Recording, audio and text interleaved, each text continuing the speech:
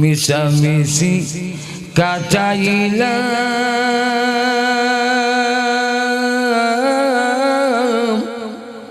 ববের জিন্দিগি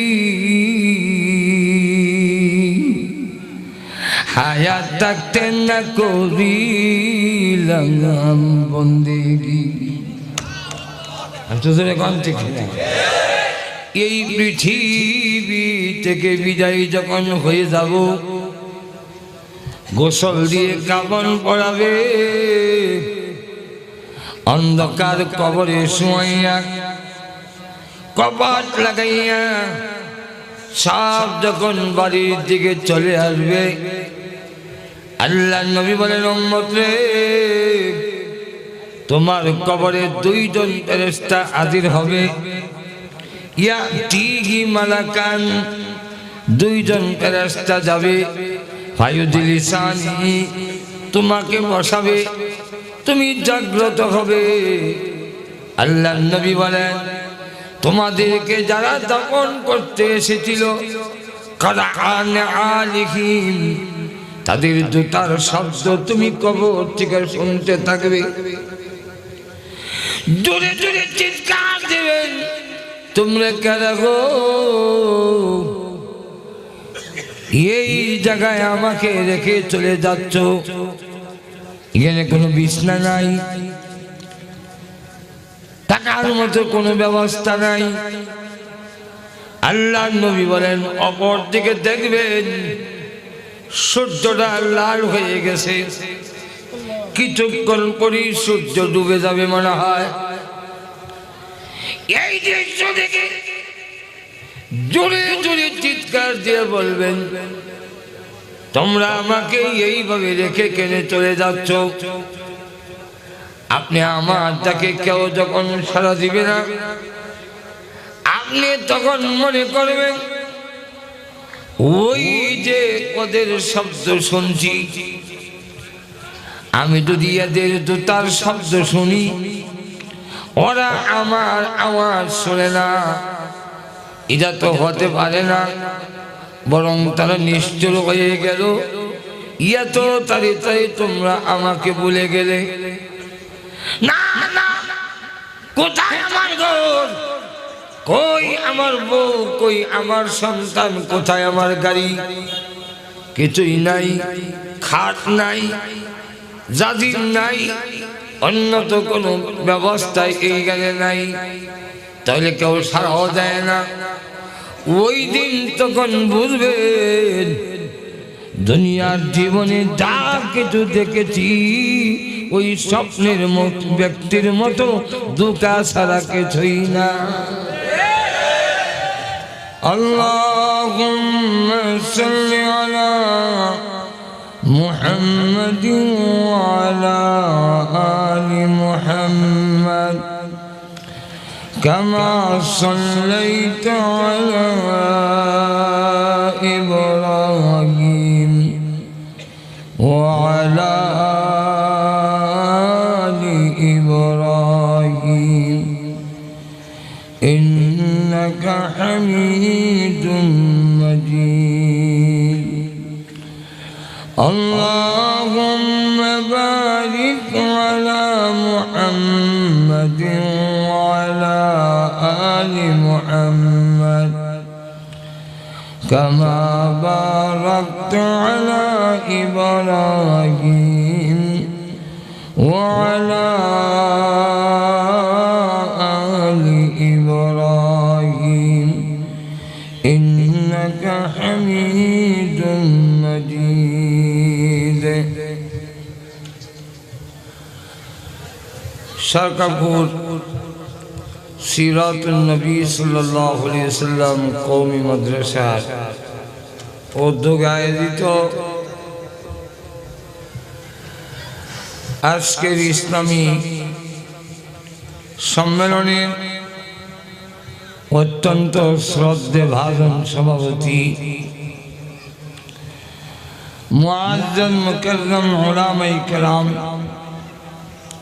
সুধী মণ্ডলী, সর্বস্তরের প্রাণপ্রিয় মুসলমান ভাইরা, পর্দার অন্তরালে অবস্থানরত অত্যন্ত শ্রদ্ধেয়া মা, শত কাজকর্ম ব্যস্ততা থাকার পরেও আজকের মাহফিলে এসে কোরআন হাদিসের আলোচনা করার এবং শোনার সুযোগ করে দিয়েছেন, সেই মহান আল্লাহ পাকের আলিশান দরবারে অন্তরের অন্তঃকরণ থেকে শ্রদ্ধা জড়িত কণ্ঠে শুকর আদায় করছি আলহামদুলিল্লাহ।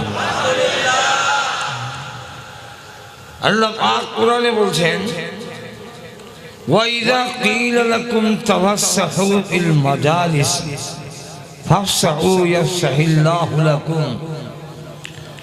তোমাদেরকে যদি বলা হয় কোন মাহফিলে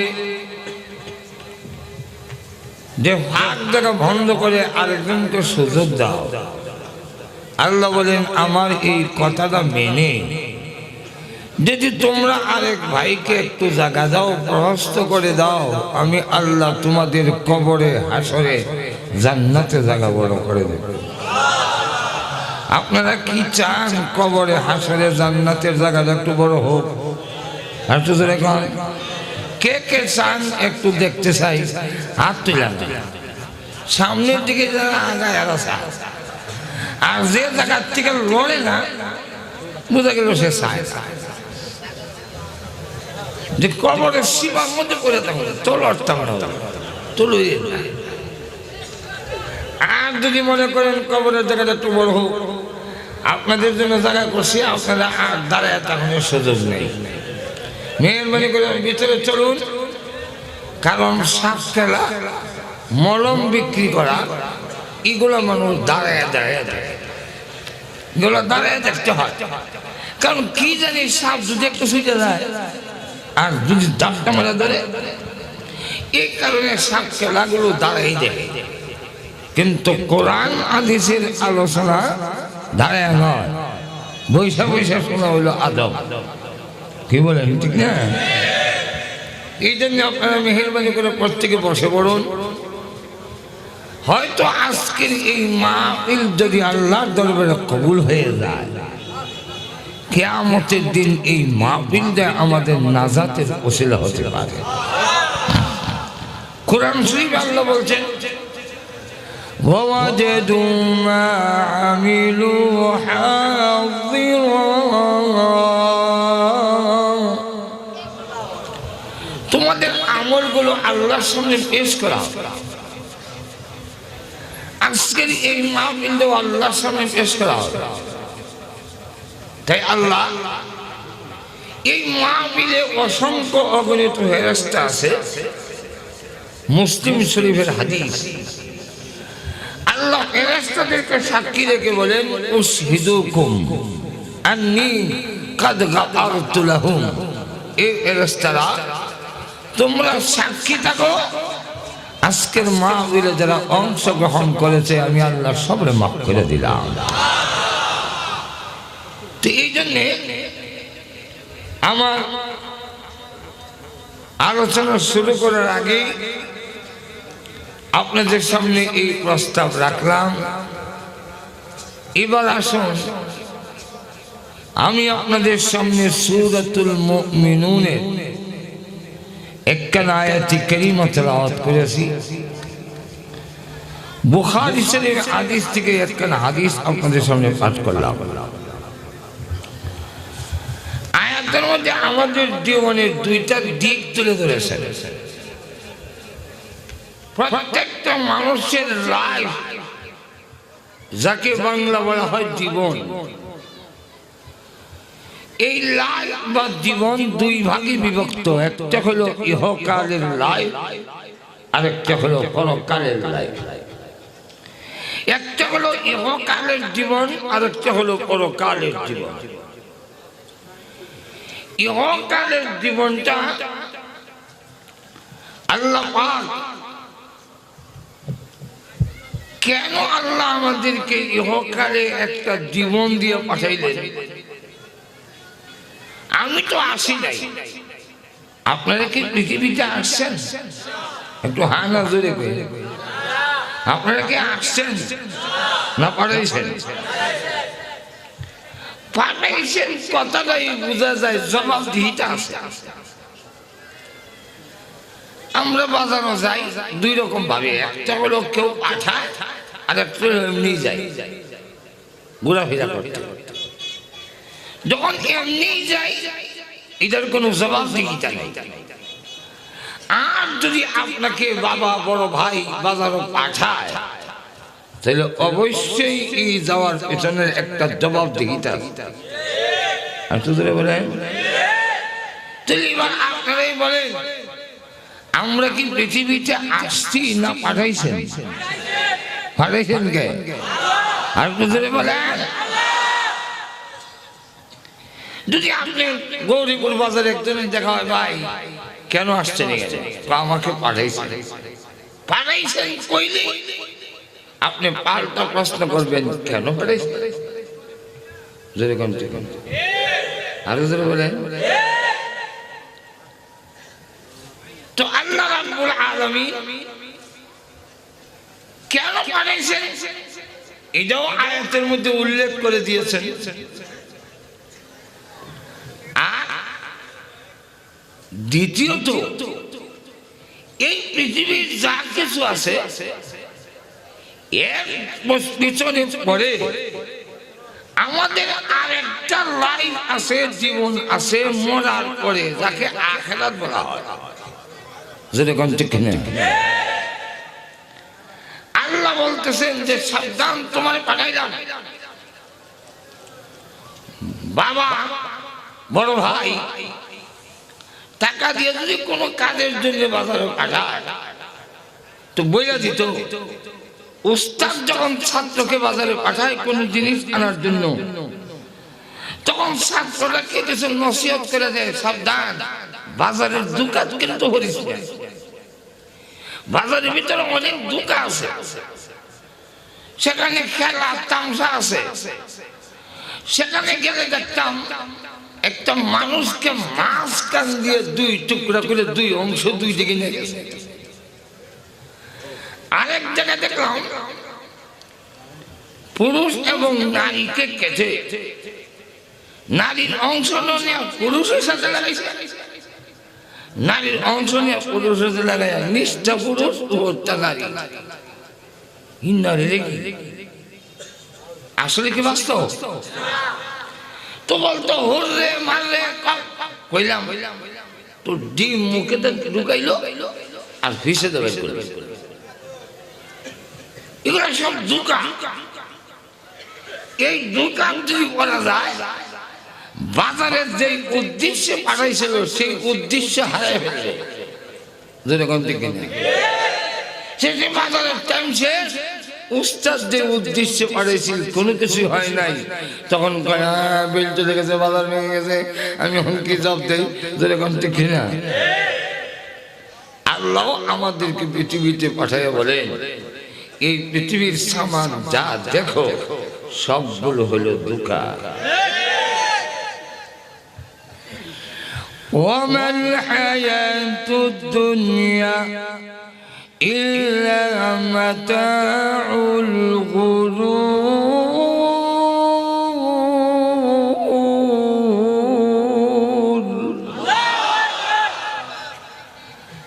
আল্লাহ বলেন পৃথিবীর সবগুলো বানানেওয়ালা আমি আল্লাহ। আমি বানানেওয়ালা বলতেছি, যা বানাইছি সব ধোঁকা। বাস্তবে যা পাওয়া যায় না, দেখতে দেখা যায়। ব্রাহ্মণবাড়িয়া সিলেট থেকে ব্রাহ্মণবাড়িয়া অতিক্রম করতে একটা মোড় আছে, ব্রাহ্মণবাড়িয়া বিশ্ব রোডের মোড়। ওইখানে একদিন নামলাম, নামা দেখি এক বড় বউলের মধ্যে মৌমাছির চাক, মৌমাছি উঠতেছে। আর এই লোকটা পিছন দিক দিয়ে আরো দুইজন টানতেছে, বলতেছে জানি তুই ভাঙ্গা বেচবি না, কিন্তু আমার ঘরে একজন রুগী, তোর 7 বাংলা মধু দিকে না হিসেবে টাঙ্গি, আমাকে 1 পা মধু দেয়। এখন মৌচাক আছে, মৌমাছি আছে, খাঁটি মধু বলে দুজন টানতেছে। আমি আগ গইলাম 1 কেজি মধু কিনবো, পিছন দিক থেকে দুইজন আমার ঠেলা ধরে, বুঝতে চাইন না? কই যা মধু কিনতাম, ওই মধু না, সিঁড়ি সিঁড়ি। আমি কোন কি মৌমাছি উঠতেছে, মৌসা কাছে দুজন, তার কাছে আমরা কোন দোকান চিনি সিরা। মৌমাছি যা দেখছেন আসল মৌমাছি না, মৌসা যা দেখতেছেন এটা আসল না। আর পিছনে দুইজন যে টানতেছে এটিও আসল মানুষ না, এটি বাটপার। নজর এখন দেখি না তো ঠিক কেমনি হবে? মৌমাছি মধু দেখার পরেও যেমন মধু না, এই পৃথিবীর যা কিছু সামান দেখেন, দেখতে দেখা যায়, বাস্তবে একটাও পাবেন না। সবগুলো দুকা, দুকাটা এখন বুঝবেন না। দুইটা এক্সাম্পল দিলে বুঝে ফেলবেন। দেব একটা এক্সাম্পল হলো, অনেক সময় জাগ্রতের মধ্যেও এমন দুকা খায়, জাগ্রত অবস্থায়। যেমন থানভী রহমাতুল্লাহ ওনার কিতাবে লেখছেন, এক লোক শ্বশুর বাড়ি যাবে, তো একজন কুলি দেখতেছে তার মিষ্টিগুলো নেওয়ার জন্য, মাটির পাতিলা মিষ্টি নিছে। আগের আমার তো মিষ্টি নিছে মাটির পাতিলা, তো এইগুলো নিয়ে যাবে হাতে করে শ্বশুর বাড়িতে, শরম না? একজন কুলি দেখতেছে, তো একজন আসলো, এসে বলল, ওই কোন লোকটাকে, শ্রমিক লোকটাকে তখন বললো, এইগুলো আমার শ্বশুর বাড়িতে নিয়ে চলো। লোকটা কয়, শ্বশুর বাড়ির জিনিস নিয়ে যাওয়া এটা আমাদের দেশের সিস্টেমে বড় অপমানজনক। এমনি বুঝা বইতে রাজি, কারো শ্বশুর বাড়ি নিয়ে যাবে মাল নিয়ে যেতে রাজি হয় না, তবে 100 টাকা দিলে যাবে। সারাদিনে রুজি করে ছাড়া না, ওই 100। অনেক সময় দেখবেন গৌরীপুর মোড়ের মধ্যে রিস্কাওয়ালা, রিস্কার ছিল বসে, এক ঠ্যাঙ্গের উপরে আরেক ঠ্যাং তুলে বসে, ভাই যাইবা কই? ওই তিতাসের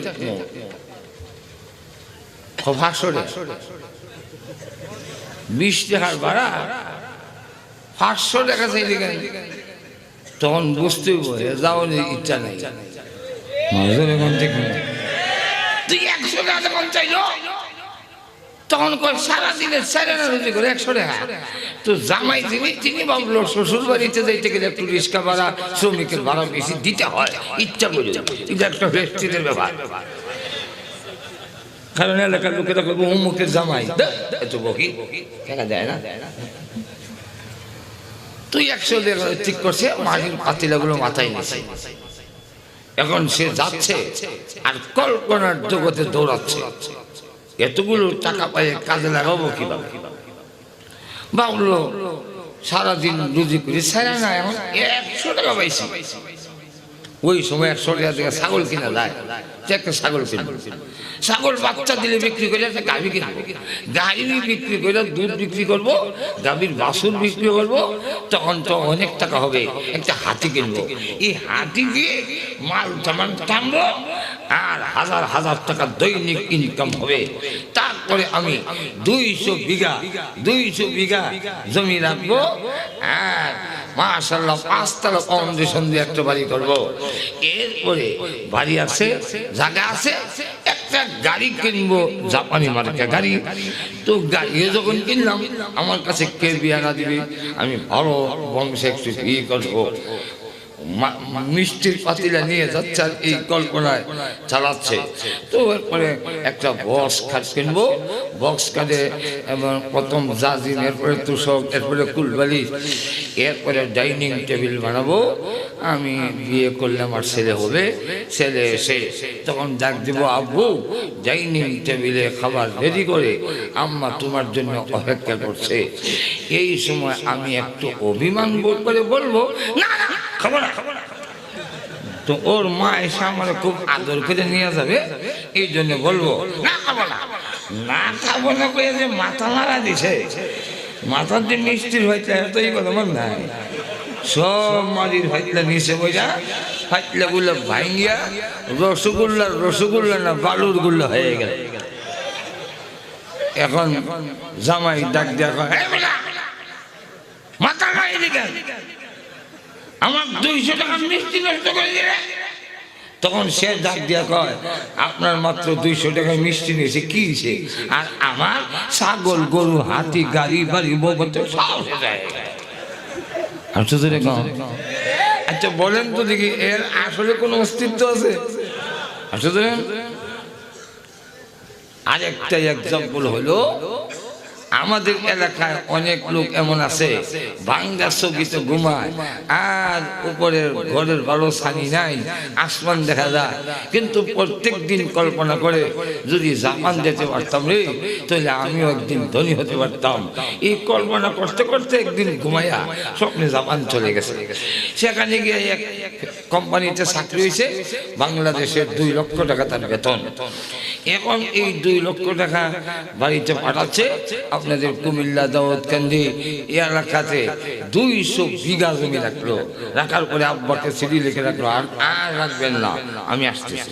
সে এসে 5 তলা ফাউন্ডেশন দিয়ে একটা বাড়ি কমপ্লিট করলো, জাপানি পেছনে বাড়ির নাম পড়ে গেছে জাপানি বাড়ি। ও কত সুন্দর। এরপরে দামি একটা গাড়ি কিনলো, এরপরে বিয়া করলো, এরপরে আবার বস খাট টাট বানায়া এখন কুল বালিশ নিয়ে ঘুমে আছে।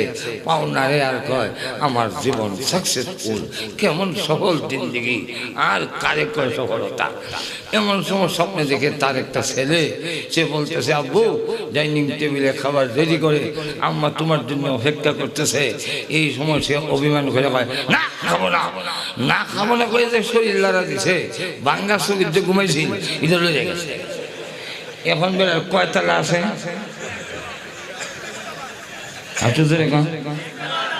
ঠিক তেমনি ভাবে আপনি আমাকে এই পৃথিবী থেকে বিদায় যখন হয়ে যাব, গোসল দিয়ে কাফন পরাবে, অন্ধকার কবরে শুয়াইয়া কপাট লাগাইয়া সব যখন বাড়ির দিকে চলে আসবে, আল্লাহ নবী বলেন উম্মত রে তোমার কবরে 2 জন ফেরেশতা হাজির হবে। ইয়াতিহি মালাকান, 2 জন ফেরেশতা যাবে, ফায়ুদিলিসানি তোমাকে বসাবে, তুমি জাগ্রত হবে। আল্লাহ নবী বলেন তোমাদেরকে যারা দাফন করতে এসেছিল কারান আলিহিম, তাদের জুতার শব্দ তুমি কবর থেকে শুনতে থাকবে। জোরে জোরে চিৎকার দেবেন তোমরা কারা গো, এই জায়গায় আমাকে রেখে চলে যাচ্ছ, এখানে কোনো বিছনা নাই, থাকার মতো কোনো ব্যবস্থা নাই। আল্লাহ নবী বলেন অপর দিকে দেখবেন সূর্যটা লাল হয়ে গেছে, কিছুক্ষণ পরই সূর্য ডুবে যাবে মনে হয়। এই দৃশ্য দেখে জোরে জোরে চিৎকার দিয়ে বলবেন তোমরা আমাকে এইভাবে রেখে কেনে চলে যাচ্ছ? আপনি আমার ডাকে কেউ যখন সাড়া দিবে না, আপনি তখন মনে করবেন ওই যে ওদের শব্দ শুনছি, আমি যদি এদের জুতার শব্দ শুনি, ওরা আমার আওয়াজ শুনে না, এটা তো হতে পারে না, বরং তারা নিশ্চল হয়ে গেল। এত তাড়াতাড়ি তোমরা আমাকে ভুলে গেলে। না না, কোথায় আমার ঘর, কই আমার বউ, কই আমার সন্তান, কোথায় আমার গাড়ি? কিছুই নাই, খাট নাই, জাজির নাই, অন্য তো কোনো ব্যবস্থায় এই গানে নাই, তাহলে কেউ সারাও দেয় না। ওই দিন তখন বুঝবেন দুনিয়ার জীবনে যা কিছু দেখেছি ওই স্বপ্নের ব্যক্তির মতো ধোঁকা ছাড়া কিছুই না। স্বপ্নের ব্যক্তি যেইভাবে সব কিছু দেখলো, জাগ্রত হয়ে যায়, ধ্যানমগ্ন হইয়া মাথায় রসগোল্লার পাতিলাগুলো নিয়ে যাচ্ছে, আর অনেক কিছু সে দেখলো, কিন্তু মাথা যখন নাড়া দেওয়ার পরে তার ধ্যানমগ্নতা শেষ হয়ে গেল, সবন যখন ভেঙে গেল, ওই লোকটা যেমন দেখে কিচ্ছু নাই, ঠিক তেমনি ভাবে এই পৃথিবীর শিল্পপতি, এই পৃথিবীর পুঁজিপতি, এই পৃথিবীর রাজা বাদশাহ, এই পৃথিবীর ধন সম্পদ, অনেক কিছুর মালিক, কিন্তু কবরের জগতে যাওয়ার পরে স্বপ্নের ব্যক্তি আর কবরের ব্যক্তির মধ্যে কোনো পার্থক্য থাকবে না। তাহলে আল্লাহ পাক এক আয়াতে বলছেন, আপনাদের অসুবিধা হইতেছে? নম্বর 2, আল্লাহ আয়াত দিয়ে বলে, আল্লাহ বলেন দুনিয়ার জীবনটা ওয়ামাল হায়াতুদ দুনিয়া ইল্লা লাহু ওয়া লাইব ওয়া ইন্নাদ দারাল আখিরাতা লাহিয়াল হায়াওয়ান।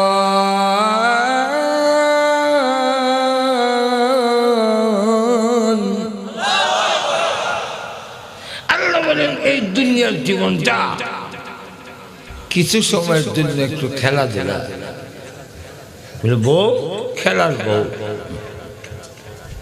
সন্তান খেলার সন্তান, বাড়িঘর খেলা, ছোট বাচ্চারা খেলাধুলা করে। আমি নিজেও পশ্চিমবঙ্গে হয়ে গেল সবটা, কিন্তু একদিন যা দেখলাম, আমার বাড়ির বাংলা ঘরে শুয়ে আছি, আসলে এখনো ঘুম লাগে না, আর আমার খাটের নিচে বাচ্চারা খেলাধুলা করতেছে। ছেলেরা অভিনয় করতেছে স্বামী, মেয়েরা অভিনয় করতেছে বউ। আবার মাটির বোতল দিয়ে একটা ছেলে একটা মেয়ে, তাদের ছেলে মেয়েও আছে, কাঠি দিয়ে ঘর বানিয়েছে, হাতা দিয়ে ঘরের ছাউনি দেওয়া হয়েছে। অপর দিকে লক্ষ্য করে শুধু তারা ধুলা বালুগুলো পায়ের মধ্যে এনে অনেক কান্তা হইয়া পাটা সরাই নিল, তো একটা সুন্দর ঘর হয়ে গেল, ফিরল তার ফাঁকা ঘর।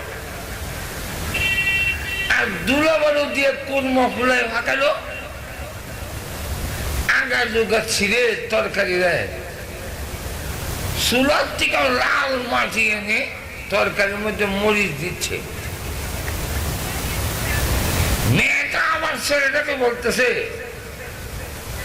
তোমার এখনো বাজারে যাও নাই, কোন সময় দেখবা? ঘরে যে লবণ পেঁয়াজ মরিচ নাই, দেবে কোন সময়? সে কথা ঠিক আছে, দাও ব্যাগ দাও। তো একটা কাগজ ওরাতে দিছে, ওই দিক দিয়ে ঘুরিয়া আরো অনেকগুলো পাতা সাতা জমা করিয়া আইনা দিয়া কয় বাজার করে আইছে। কয় মাথাটা গরম হয়ে গেছে, সরকার যে কি বুঝলো, জিনিসের দাম এত বাড়াইলো, কেমনে যে টাকা পয়সা আইব। বড় ছেলেটারে বিদেশ পাঠাইছিলাম সৌদি আরব, 1 বছর হয়ে গেল, একটা টাকাও এই পর্যন্ত হারাইল না, সংসার কেমনে চলবে? কি সুন্দর সংসার। মেয়েটা কয় হাত মুখ ধুইয়া খেয়ে নাও। এখন আমি মাঝে মাঝে চোখ খুলে দেখি কি করে, আবার বুঝলে তো ওরা দৌড়ে চলে যাবে, বুঝতে দেয় না। মাঝে মাঝে চোখ খুলে দেখি, অন করে দেখি হাত পাও কই দেয়, পুকুরে যায় না টিউবওয়েলে যায়, দেখি না বাহিরে গিয়ে এমনি হাত দেয়, মুখ ধুই। এটা কি সত্যি দেওয়া হয়েছে? আচ্ছা, এরপরে আসার পরে বসলো, তো একটা পাতার মধ্যে কিছু দুলাবালু আর ওই আগা ডোগার তরকারি হে মুখের কাছে নিয়ে পায়, যে মজা নিছে। আচ্ছা আপনারা বলেন তো মজা হয়েছে? খাইছি না তো মজা হয়েছে কোন দিকে? মজা এখন ঠিক কিনা? এখন আল্লাহু আকবার। এইটারে কবি দশমুদ্দিন একটা কবিতা বানাইছেন এই খেলাটার, নাম দিছেন বনভোজন। ওইখানে লেখছে দুলা বালুর কুরমা ফুলাও আর সে কাদার পিঠে, ধোলা বালুর কুরমা ফুলাও আর সে কাদার পিঠে, মিঠা মিঠি খেয়ে সবাই ভোলে বেজায় মিঠে। আল্লাহ ঘুমিয়ে গেছেন না কেন? ধোলা বালুর কুরমা ফুলাও আর সে কাদার পিঠে, মিঠা মিঠি খেয়ে সবাই ভোলে বেজায় মিঠে।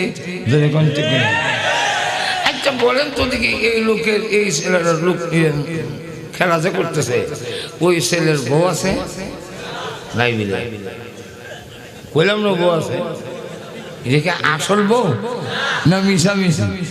আসলে বলে আচ্ছা দুইটা, একটা ছেলে একটা মেয়ে, যে ওই যে মাটির পুতুল ছেলে আর মেয়ে বানাইছে, এটাকে আসলে ছেলে মেয়ে? এগুলি কি মিশা মিশা? যেরকম ঠিক না, সেটা বাজারে গেল, আসলে কি বাজারে গেছে না মিশা মিশি? হাত মুখ যে ধইল, এটাকে সত্যি হাত মুখ দেওয়া না মিশা মিশি? মিশা মিশি। যা খাইলো আসলে খাইছে না মিশা মিশি? এই খেলা সব যেমন মিশামিশি।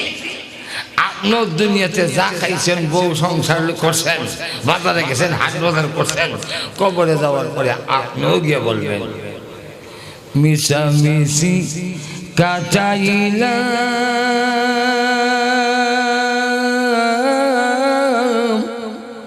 ববের জিন্দিগি, হায়াত থাকতে না করিলাম বন্দেগি।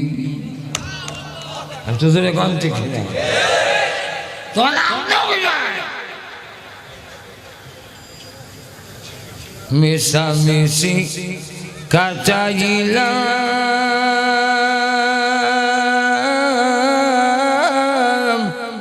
হায়রে ববের জিন্দিগি,